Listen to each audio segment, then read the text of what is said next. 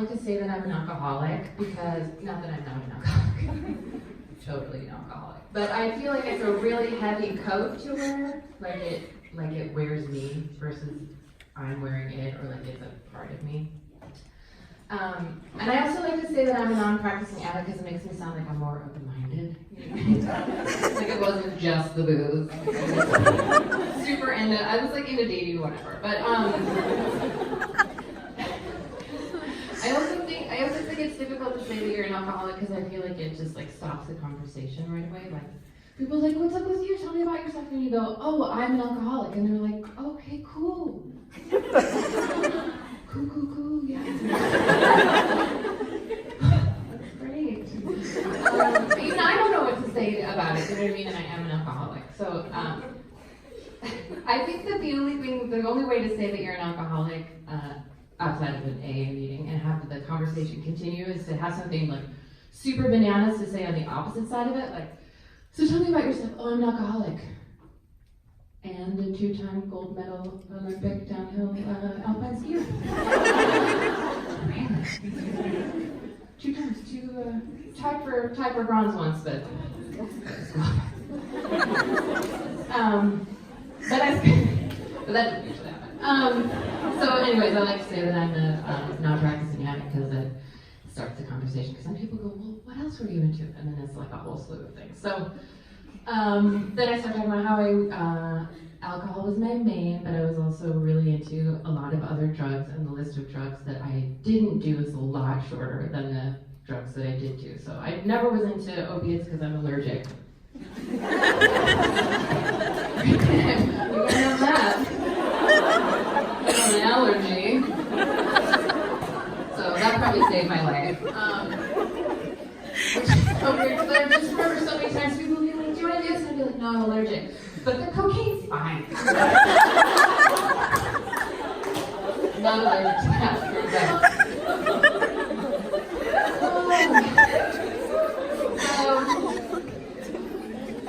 We're all going to have to nurse addicts, right? Like anywhere you go, like ED, psych, wherever, OR, doesn't matter. We're all going to have to nurse addicts.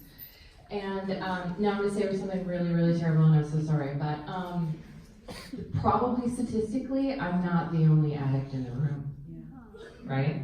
So the really terrible part is that most of you probably haven't reached your maximum potential of addiction. And that's the worst thing I can say to a room full of fabulous people, but it's so true and it's terrible. And you're probably thinking, like, but what, not me? I don't do any of that stuff. But you could be like a bad back, a crappy teenager, and a divorce away from a Vicodin problem, and you have no idea. It happens all the time, right? Opioid crisis. I'm allergic. So how do you know, right? Like, how do you know? So here's some things that I should have known about my addiction problem when I started, but I was 13 when I started, so it's not like I have any brains in my head. But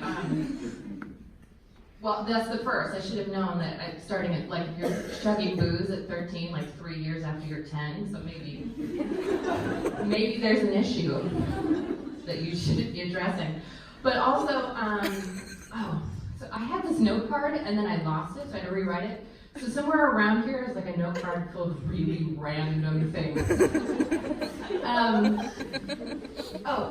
So the first thing that I noticed when I started drinking was that I felt like somebody giving me the answer. Like it was a life vest. Like I had been treading water forever and someone gave me a raft. I felt so good. And it was the answer. And it's a bad answer. But it feels like the answer when you're first doing it. So if you take something and it feels like the answer, don't take it. Because it just gets better for a long time and then it ruins your life. And then that's no good. And then also, most people that I know that drink, who don't have a problem and don't have a problem with drugs, have this voice in their head that I used to call Mr.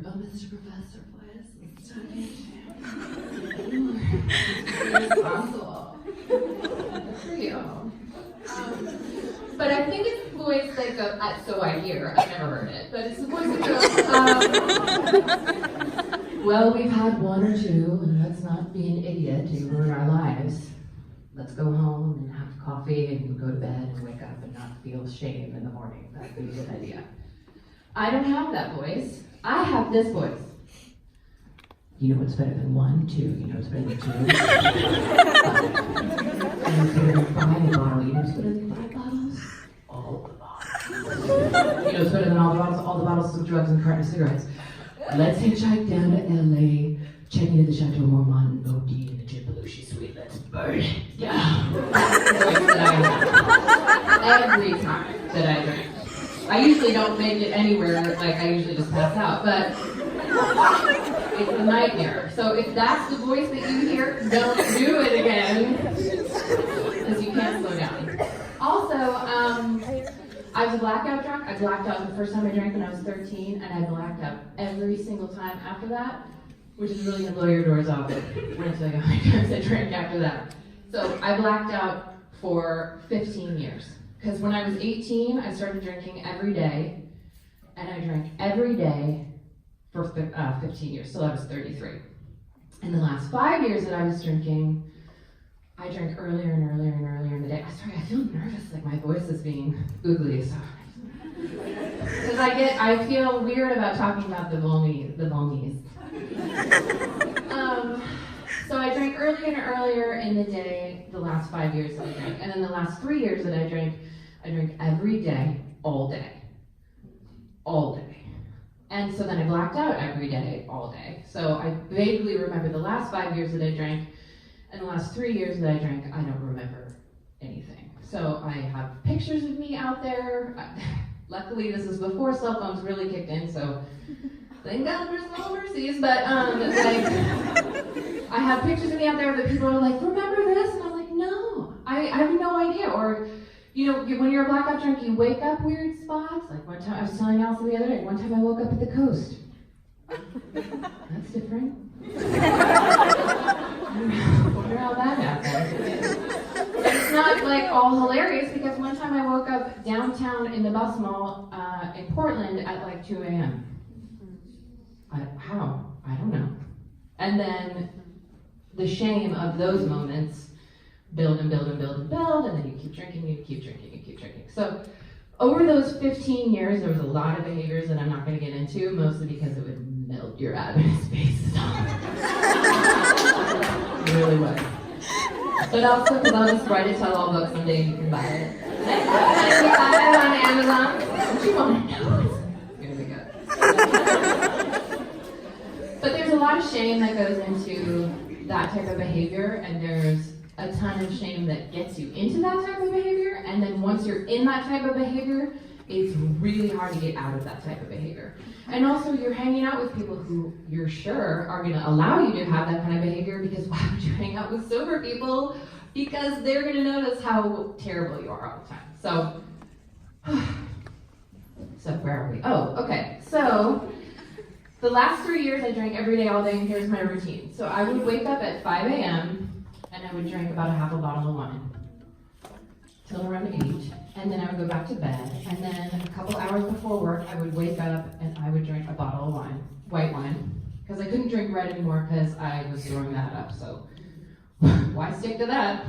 So I switched. So I would drink a bottle of wine before work, and then at work, I would drink like a couple of mommy's juice box wines, you know, like the soccer moms bring in their bag. I would drink a couple of those.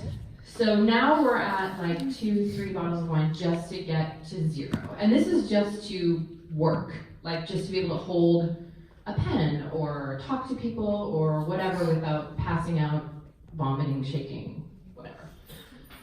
So then work would end, and then I would really start drinking. So then I would drink upwards to 2, 3, 4, 5 bottles of wine. And then if there was drugs involved, then up to maybe 9 bottles of wine.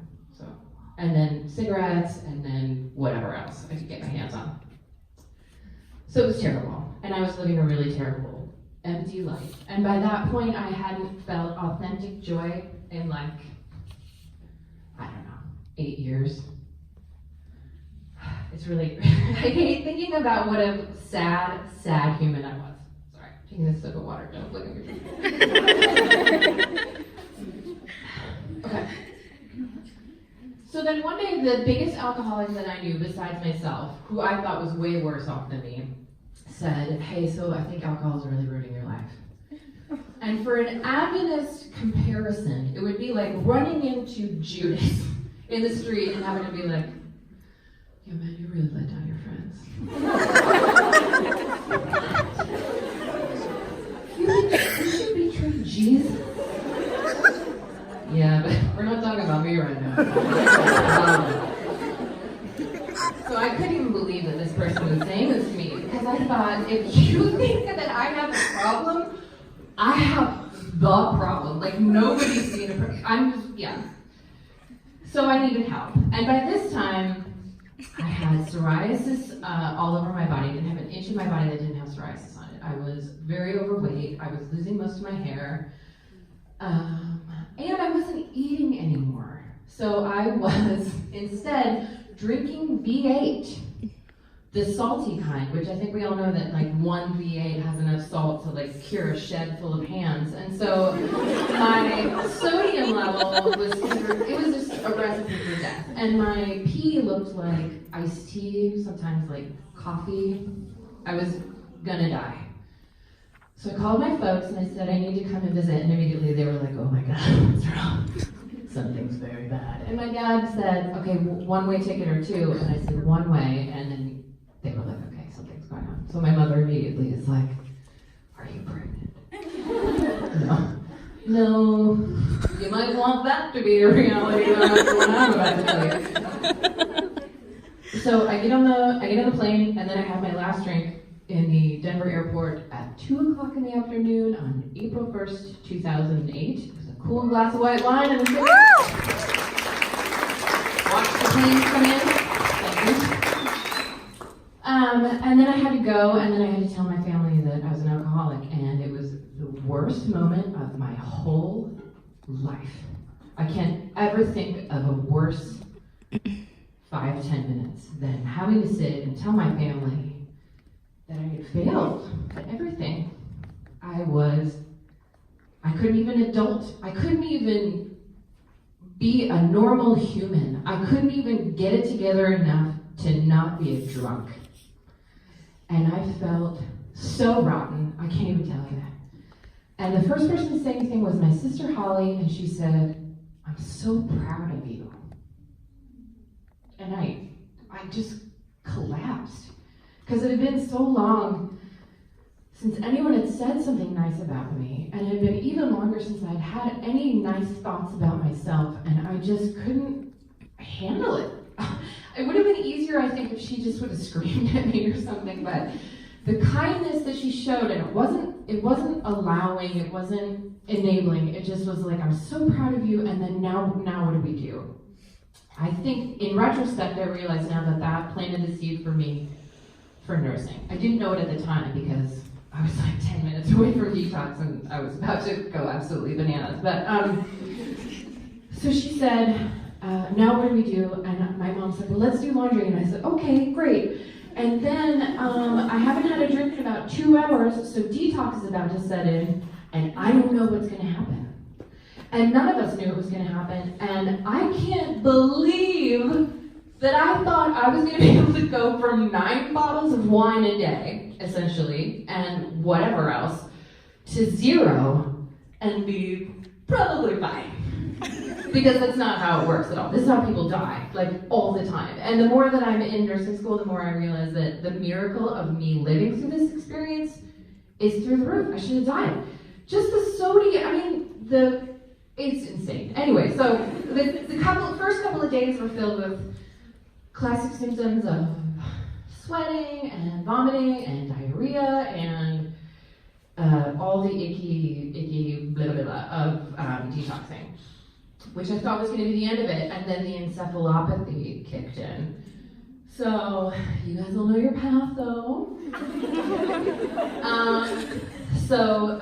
That vitamin B nowhere in my body, but then the sodium levels through the roof. And then the ammonia that was just killing my brain sent me into like banana world for 3 weeks. I was crazy town. Like, it was raining inside all the time. Everything was like covered in this like sticky, sludgy, slimy mucus. Everything. Like, everything was soaking wet with mucus. And there were animals all around and crazy people popping up from pots and being, you know. I didn't know the difference between being awake and being asleep because there was no difference. And then I'd be like, am I awake? And someone would go, yeah, you're awake. And I'd go, that's just what you'd say. That's what you would say if I was either one. So how can I trust you?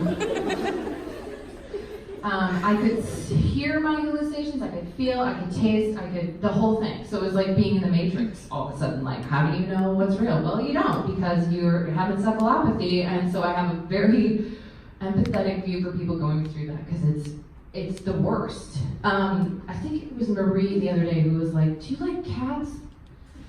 And I was like, ah.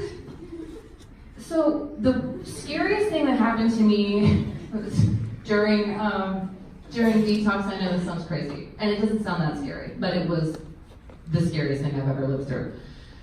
So I was detoxing, I'm down in my parents' guest room in their basement, and there's a cat in the room, and I'm thinking, that's so weird, because my parents don't have a cat, but I don't know, maybe this came in or whatever. Then there was 2 cats in the room, and then they're crawling all over me, and then there was 5 cats, and then there was 50 cats, and then there was 1,000 cats.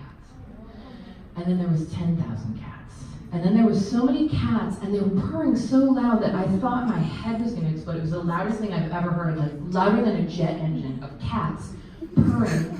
And they're crawling all over me, and they're suffocating me, and they're getting in my mouth. And I had to fight my way. I mean, I would love to have a video of what this looked like, of me just trying to like escape from my life from this room of cats, and a room that I have still to this day never re-entered. It's like my room from, it's like my terror room. So I lived through all of that somehow. Then I got sober, which was in itself, then I had to relearn how to do everything because I started drinking when I was like 13. So then I was like, how do you call somebody not wasted? How do you go to the store sober? Like, that's weird. I had to relearn all of my emotional responses to everything. I had to relearn how to have a regular conversation, and it felt so vulnerable and so awful and so icky, and I felt so raw and so new, and like I just didn't know anything. And I was like in my 30s, you know, so it was an absolute hot nightmare. So finally I get it together, and I'm working back at a restaurant because I have no skills except for waitressing. And so I moved back to Portland, and I'm working at the restaurant that I work at now, which is the Observatory. And this girl comes in, and she goes, hi, so this is my first day of being sober, and I just decided to come in here because I don't know what to do. And I was like, oh my gosh, this is perfect. What a great place to come in. I'm sober, my friend Susan's sober. Jenny just got sober like a couple of months ago. You're surrounded by sober women who are trying to get their life together. Welcome. And so I bought her like a ginger ale or something. So she kept coming in, and like 6 months later, she comes back in, and I was like, hey, it's like your 6-month sobriety. Congratulations, are you still sober? And she said, yeah, you know, the only reason that I come in here is because you're the only person in my life that supports me being sober. Right? And I thought, first off, you need new friends because that's awful. And then also I thought, if I could do this just being a waitress, like what could I really do if I actually applied myself in life in any way? And so I decided to go back to school, and I decided to go be an addictions recovery nurse. And then all along the way, from minute 1 till I got accepted into this school, I had so many people tell me that I couldn't do it. First off, people always tell you, well, the odds of you staying sober are terrible, because they are terrible. But it's also a really terrible thing to tell somebody that they're not going to stay sober. But I was like, cool, tell me what else I can't do. And then people were like, oh, you're going to go to PCC? Well, they have a really bad graduation rate, you're probably not going to graduate. Cool. All right, okay, well, we'll just add that to the list of things that I can't do. And then I met with a counselor who said, oh, you're never going to get into the nursing program, it's too hard. And, you know, there are people who are really young and you're older, and it's probably not going to work out for you. And I was like, okay. Bring it. What else can't I do, you know? And then one day I get this call, and it's Lucy Crow. She says, yeah, we want you. And I was like, what? I think my words were like, is this really happening? Is this really happening? She was like, yeah, it's really happening, so get it together.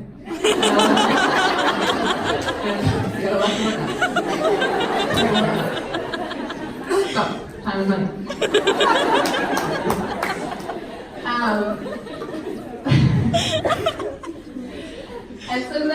And then here I am with all you fine, lovely people who become my new school family. You really are. I love you. As a last note, I've been on many units where there have been addicts, and I don't usually go into my clinicals being like, hi, I'm Annie, and I'm an addict, you know what I mean? Like, it's a conversation ender, you know? But I've had so many addicts that we've been nursing, and then my nurse that I've been following around will inevitably say something kind of really terrible about addicts, and I get it. I totally get it. Especially if you work in the ED or something and you're like, well, this is this guy's 90 days time in here, and he's clearly a terrible human being because of X, Y, Z, and there's just no helping him. And I mean, I had a nurse once tell me, well, I'd rather just nurse people that want to live. I don't want to, I mean, these people just want to die, and they're just not worth my time. And I was like, oh, cool, hey, by the way, I'm a non-practicing addict. And she was like, oh, great. Good. So I totally get it. And I get that addicts are a lot to handle. And I spent many, many times in an emergency room being that person and having a healthcare professional treat me like I was a pile of garbage.